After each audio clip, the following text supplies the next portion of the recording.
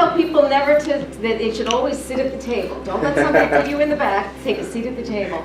So I'm Andrea Shapiro Davis. I'm Associate Vice Chancellor here at CUNY, and I do a lot of public-private partnerships, and I'll tell you more, but first I want to thank you, Sean, and thank you to BMI for inviting me here today. So y'all probably are wondering why he invited me, right? Probably wondering why. Have you had any women speak?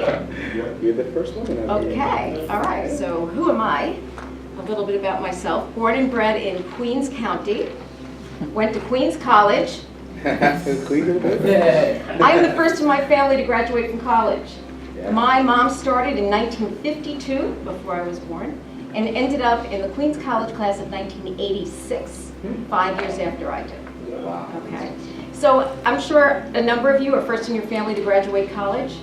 Yes. Right? My parents did not have the connections that other people do. Other people have what's called inherited networks. You know, you get connected through where your father works or where your mother works or where your sister is. I didn't have any of that. So I went to Queens College, graduated, went to law school, went to work at the Queens District Attorney's Office where I prosecuted cases mostly involving sex crimes, crimes against kids, domestic violence, crimes against the elderly. I argued a few cases in the appellate division, which is an appellate court here, and argued actually in front of Chairman Bill Thompson's father a few times. So it's filled with good questions.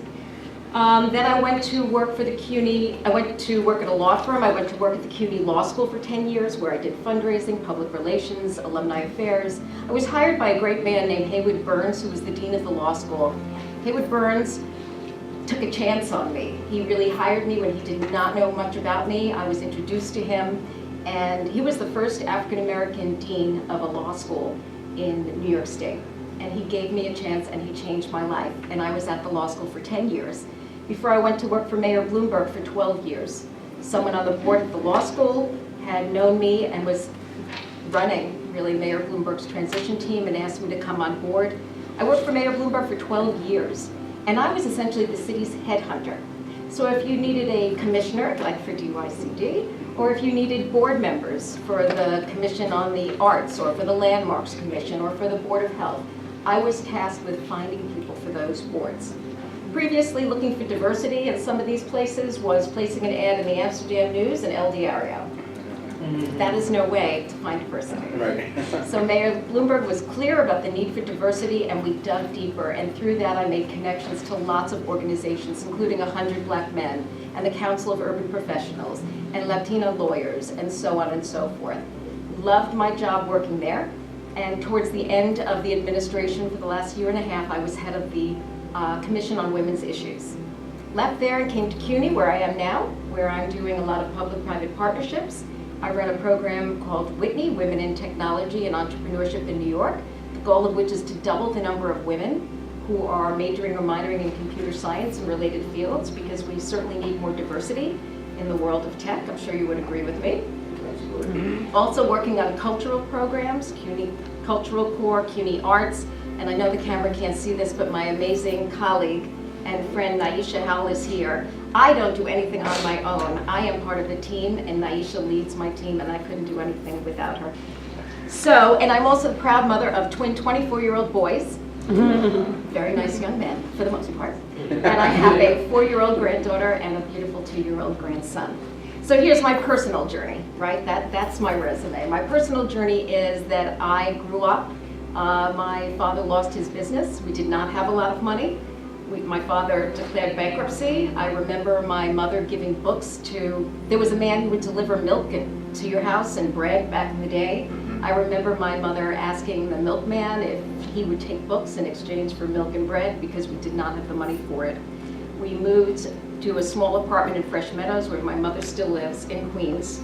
I was quiet, I was shy, I was a little overweight, and I wore braces, and I was excluded. I was not part of the clique. I don't know if any of you have experienced something like that, but it is not fun.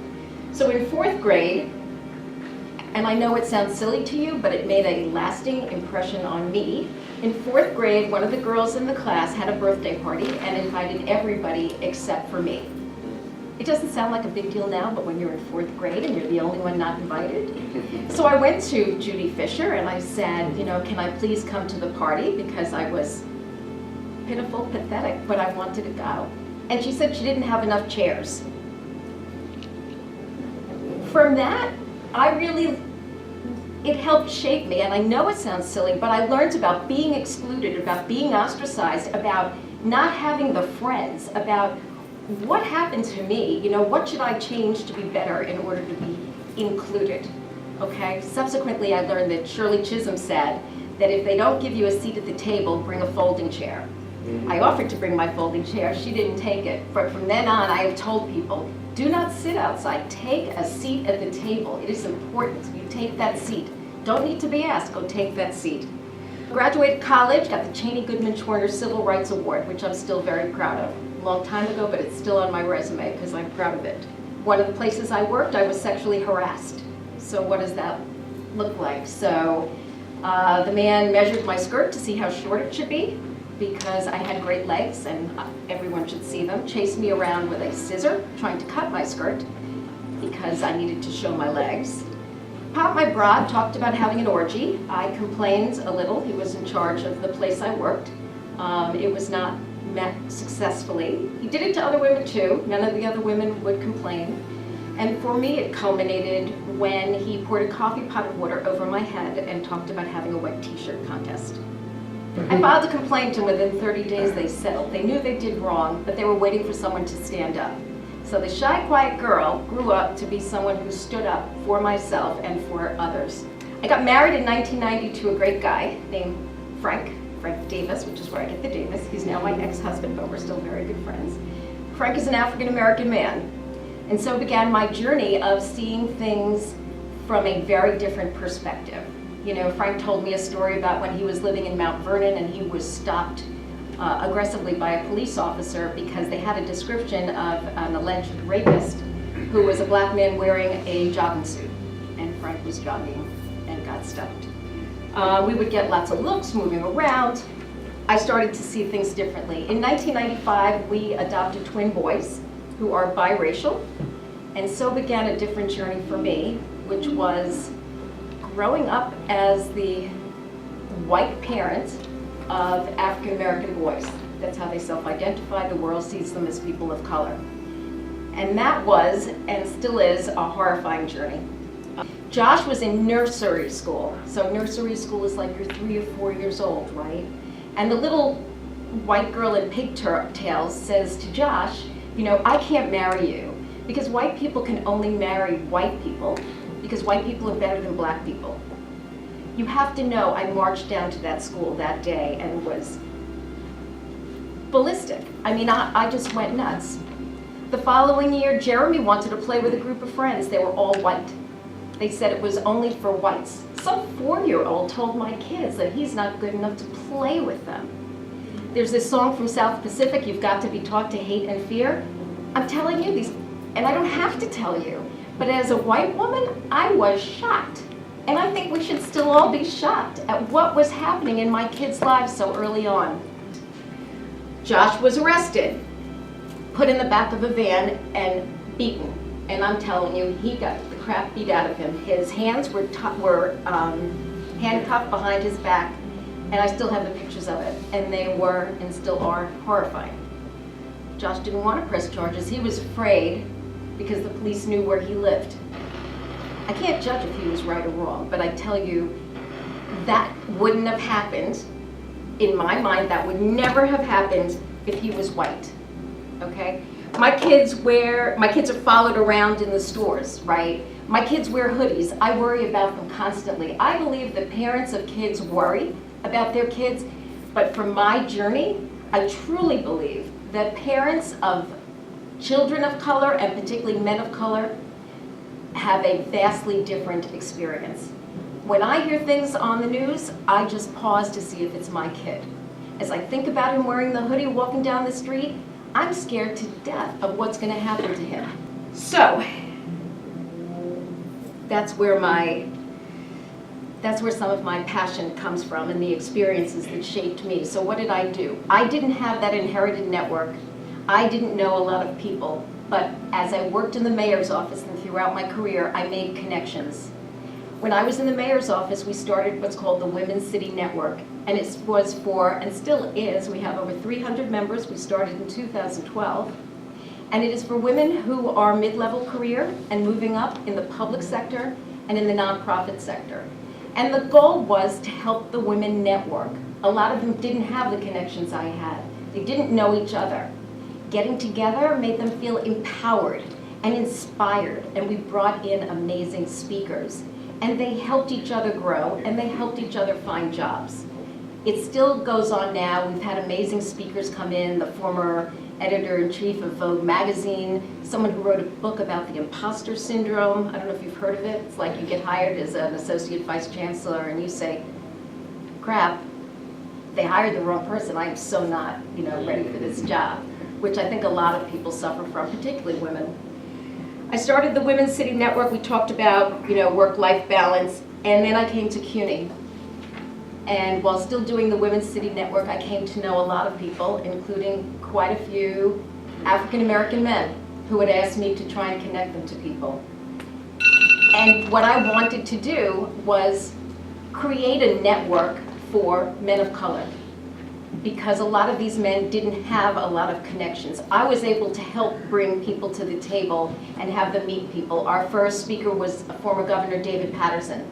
Our speaker last week was Dennis Walcott, who was Chancellor of the city school system, used to run the New York Urban League, and is now in charge of the Queens Libraries. Bill Thompson is very supportive of it. The people from, Trustee Charlie Shorter is a member of it. The goal is to bring men together, and it's called the Brothers Breakfast. They named the group because we have breakfast together, and we start in the morning. And it is inspiring, and it is empowering to hear from men who have been on this journey. So we have over 55 members of the Brothers Breakfast, and we only started about 3 months ago. It's free. I pay for food. I pay for the secretary who's putting the events together. I organize it. I do it because I'm passionate about what we do and the importance of that networking. And CUNY isn't my job, it is my passion. I am a graduate of CUNY. CUNY changed my life. What I see in young people is my kids. And I wish my kids had these opportunities, and I wish my kids could know people coming up, and they do through me, but when they come up and they're on their own, I want them to know people like you. I want you to help them. I want you to learn from people and then pass it on, right? Isn't that what life is about? Right. Right? Yes. No? Yes. It's supposed to be interactive here. Words that are important to me are equity, diversity, inclusion, fairness, right? I will never know what it's like to be a man of color in America. I will never know what it's like to be a person of color in America. But I sure can try and change my little corner of the world. And that's what I'm trying to do. So I'm creating these new networks because I want to help and I want to give back. This has been my journey, and it's not over yet. I feel passionate about what I've created, and I feel passionate about empowering people, and particularly women, and particularly people of color, that you need to stand up, that we all need to stand up and take a seat at the table. And I also note that there's a picture in here of Bob Kibbe, who is white, who's a former chancellor of CUNY, and in the other room there was a picture of another former chancellor, also a white man, and starting in May we're going to have a brand new chancellor who is the first person of color to take over CUNY. His name is Felix Matos Rodriguez, president of Queens College, and he is going to be awesome, and he will certainly be one of our speakers. So what I want to say is you are the future, right? Yes. You have to believe in that, in yourself more than that. You are the future, right? I mean, you're here. BMI was created. You have a network. You have a base. You can build on it. You can go from there. You can impact people's lives. I truly believe that. Do you think that? Absolutely. I don't know what the secret sauce is. I know I'm supposed to figure out what the secret sauce is, but I can tell you some of the things I live by. Nothing to fear but fear itself, and I fear a lot. Also, when I talk in our Women's City Network, which is a safe space, I talk about personal things.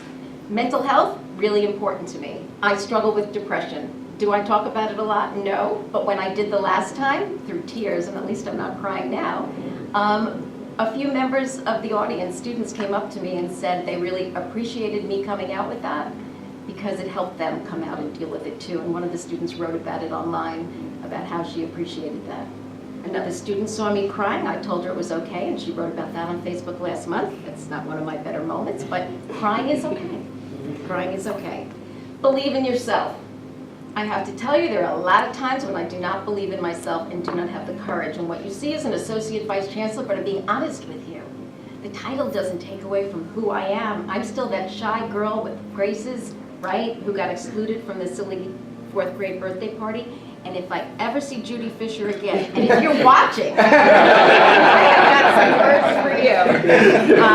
I never would have guessed the journey I was on. I'm the first graduate, right? Like, who knew that I would be here?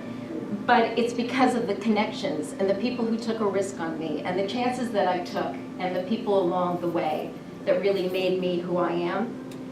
I want to thank you and BMI again. You created a network here and you really need to pass it down, right? Role models are like lighthouses. Role models are like lighthouses. They're beacons of hope. That's what you could be to people who are coming up. So while I work to create networks, I truly ask for you to give it back, right? Be those beacons, help those people. Pass it down. Maya Angelou once said, people won't remember what you said. People might not remember what you did, but people will always remember how you made them feel. I want to leave having you feel empowered to know that if I can do it, you can do it. There is nothing that should hold you back. That I have created my path based on my experiences, and I hope and I believe that they have helped people, and I believe that there are more people that we can help in working together. We're a team. I'm not one person alone that does it. I am part of a larger team. And my goal is to really empower a lot. So I want you to feel empowered, right? Remember where you came from. Never forget that. Treat everyone the same. Everyone I treat the same. Everyone. There is no difference. I don't care what your title is. We are all the same. We come from the same place. We are all the same. Speak up, believe in yourself, and speak your truths, and pass it on. So I hope, one last thing. We make a living by what we get, but we make a life by what we give. I truly believe this. We need to give back. So I hope that I have inspired some of you. I have told my journey, my truths, and I hope that it has helped you. And I want you to know that BMI, I look forward to working with you and helping young men come up, and young women. I want to help be supportive. I want to make connections. We should all be networked and have those connections. We may not have an inherited network, but we've got a new adopted network. So let's break that, inherited network. Let's just blow it up and let's just create our own here, and that's what we're doing. So thank you very much for having me. I really appreciate it.